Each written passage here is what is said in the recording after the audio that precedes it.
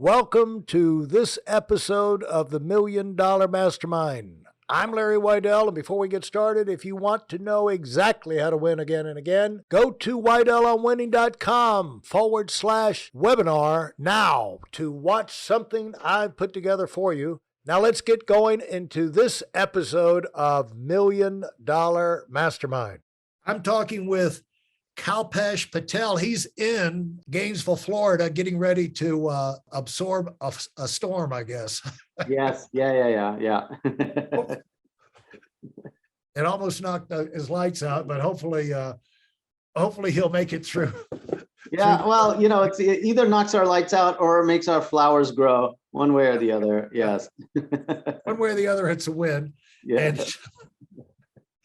the things we're talking about learning how to operate off your own feet. It really has to do with emotional intelligence, because it's easy to keep your wits about you in tough situations, whatever, personal, business life, health life, financial life, if you have figured out that just because you don't know something right now doesn't mean that you never can know, just Right. because you don't have that resource available right now. Yes. And if you've got tools, you've got some experience at figuring things out, finding people that can give you that support or that information, and start to unravel it. And you don't have to do it like within 5 minutes. You Right. just have to start moving in that direction. You have a confidence and the stability, this in terms of emotional dependent, the people that are flying off the hand, the people are like Will Smith jumping up in front and going up and slapping that big, dangerous Chris Rock, who weighs like 100 pounds. Big man, 6'2", guy who played Muhammad Ali, muscle bound. Will Smith goes up there, and this little skinny Chris Rock, he slaps him. Oh, he really made a point. And that, if you had a little bit, you do things like that when you're on edge and you feel like you lost control. But the more systems you have, the more experience you've been with, the more tools for coping and finding things, less like you are to fly off the hook. And Yes. I'm not down on Will Smith. Unfortunately, he chose a really bad place. You picked a bad place. Yes. He picked a real bad place. However, he's a big star, so that's the world he lives in. And so I'm not saying that we're not, any of us capable of that kind of thing if we get rattled or whatever. But the more systems you have, the more experience you have in thinking on your feet and solving problems and unraveling it. And one point you make, we're going to get into how you go about solving problems, but letting people, I think we need to elaborate on the concept of margin for error, because I found the same thing in my career. You and I, we've never talked about margin for error, but I found the same thing, that people will not, in other words, they build their schedule like they're never going to run late.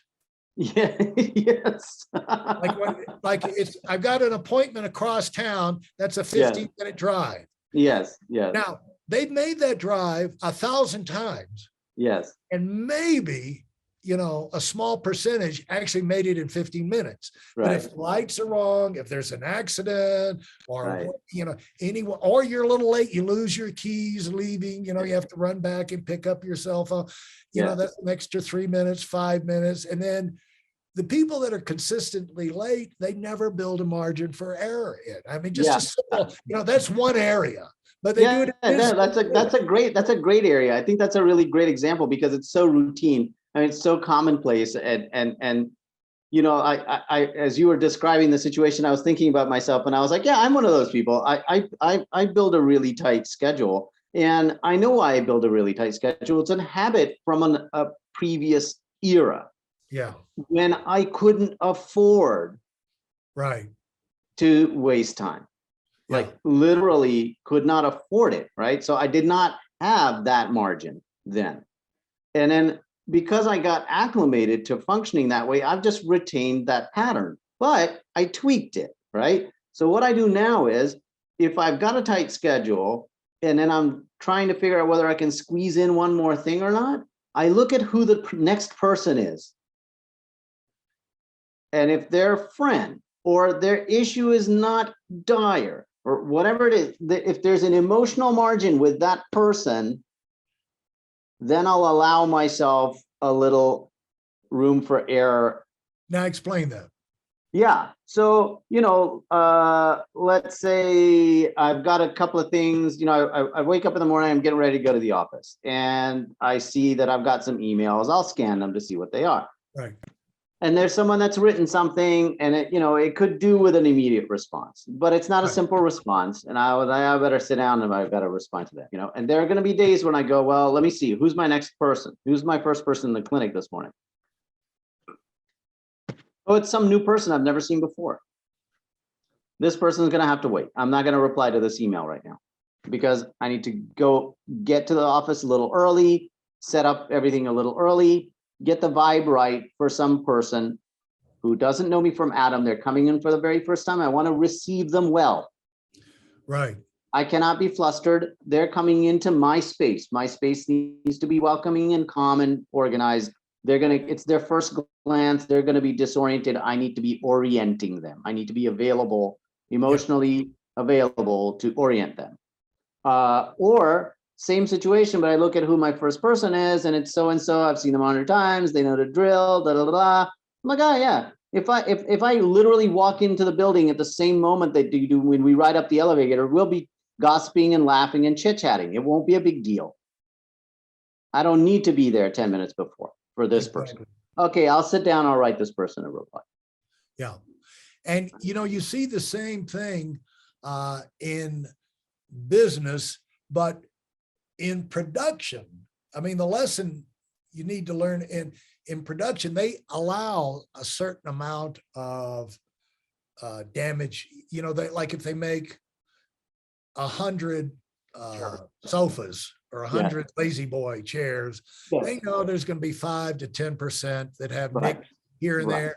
And rather than slit their throats and the boss come down and scream at the manager, just like sell them off. We built that in. In fact, I had I was riding up a chairlift with, or a gondola, I guess, over at Vail many years ago with this father and son team that had a lot of fast food restaurants and Waffle Houses and McDonald's and 7-Elevens. They had a lot of 7-Elevens. And I said, well, the thing about a 7-Eleven, I said, how about, because I'd heard this before, I've never made that a priority. That never appealed to me to like own 10 7-Elevens or something. They said, and they were talking about, well, every 7-Eleven is worth about 10 grand a month. This is 20 years ago. It's like, I don't know the numbers now, but they said like, if you want 100,000, you need 10 of them, and then in your portfolio, your package of things, or your investment thing. And so I said, well, yeah, but what about the theft? The man, how can you keep up? How do you do that? He said, oh, we just build 10% theft in. Yes, exactly. We know it's going to happen. Right. Usually he's not going to be bold enough to steal more than 10%. So that brings me to the piece that because you're the one that actually brought the term emotional intelligence into this, and I really appreciate that because it is a factor of emotional intelligence. Is that when you're solving a problem, right? It makes sense to go into crisis management mode, right? Emotionally, it makes sense. It's a problem. The problem with crisis management mode for us emotionally is that physiologically it affects us in a way that narrows everything. Yeah. It narrows your field of vision. It narrows your options in terms of response. It narrows the level of complexity of the responses that you feel are available to you. And so it's good to recognize that and go, oh, right, crisis management response is probably something I should think carefully about using in a problem-solving situation. Now, the reality is you're going to automatically go into crisis mode, right? Yeah. So the discipline has to be noticing when you're in crisis mode, stopping for half a second and going, is this necessary? Yeah. Backing, you develop it, that's another skill or a model or Yes. whatever to teach. You actually can give yourself permission Yes. to recognize I'm about to explode. And it could be after your first explosion. It could be like, or not yeah, even explode, but accelerate. yeah, accelerate. And then you can say, you can, to know in your mind, have this worked out beforehand. I can throw this whole thing into reverse and back out of it. Right. Yeah. I can take 3, 4, 5 deep breaths. But see, I think what happens for people is that if they're used to accelerating, they sometimes, again, it's a matter of equating things incorrectly. They will equate that feeling of accelerating and that reflex of accelerating with commitment. Yeah. Oh, look at how fired up I am. This is me being committed, right? This is me being passionate. Like, they don't understand that sitting back and looking at things really long with the squinty eye look is also a passion, right? Right. That there's an emotion there, like you and I grew up with Westerns. So, when the guy sits back, kind of, tips his hat down a little bit so you can't see that he's watching everything and he's just watching everything. You're like, uh-oh, here comes trouble. Right?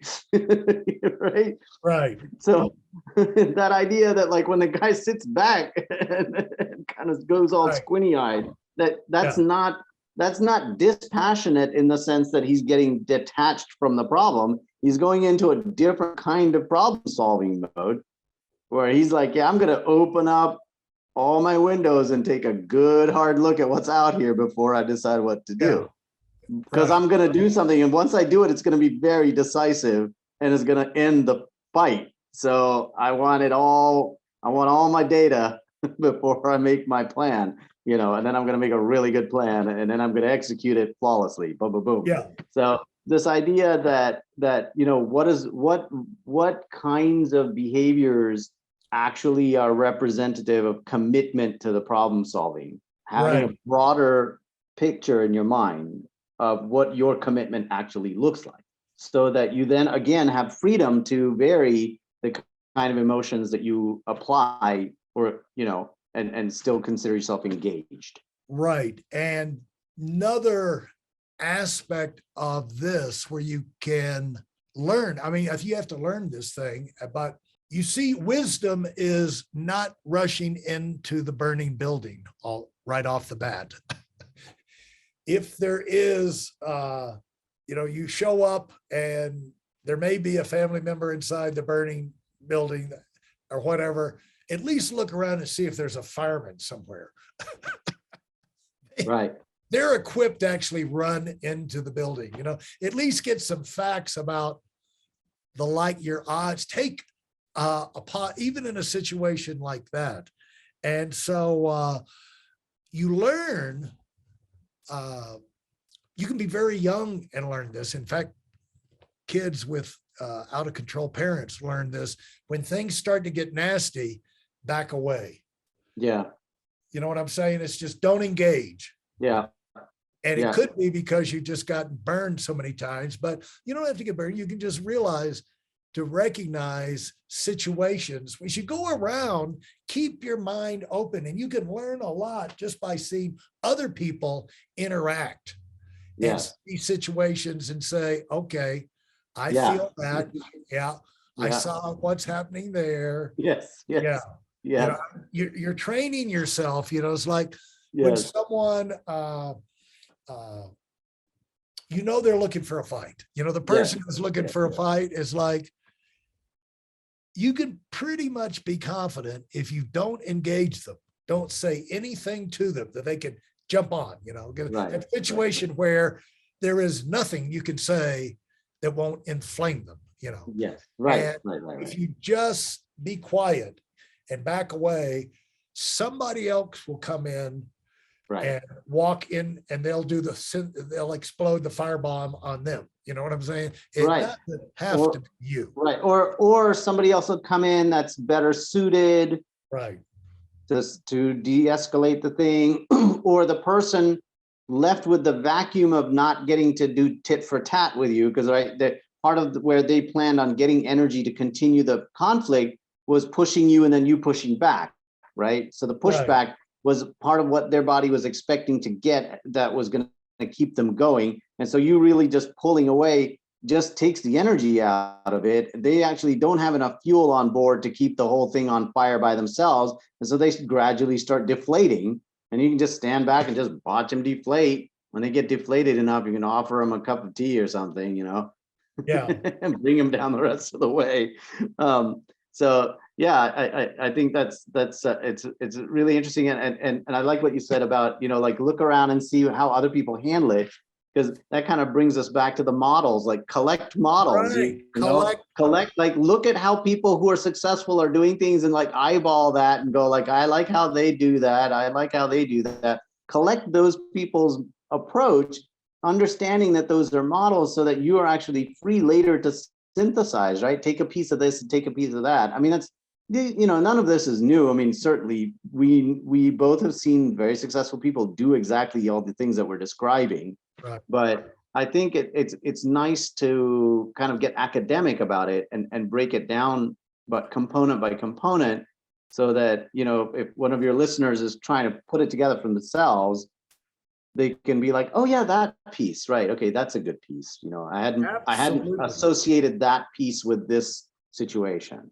Yeah. Well said, Kalpesh. If you enjoyed what you've heard and are dead serious about finding out for yourself exactly how this works in the real world, I've taken the most valuable business lessons I've learned over 40 years and put them into something for you to watch. Go to whiteelementary.com/webinar now in order to move up as fast as possible. I'm Larry Weidel, and I run the $1 Million Mastermind. Go, go, go.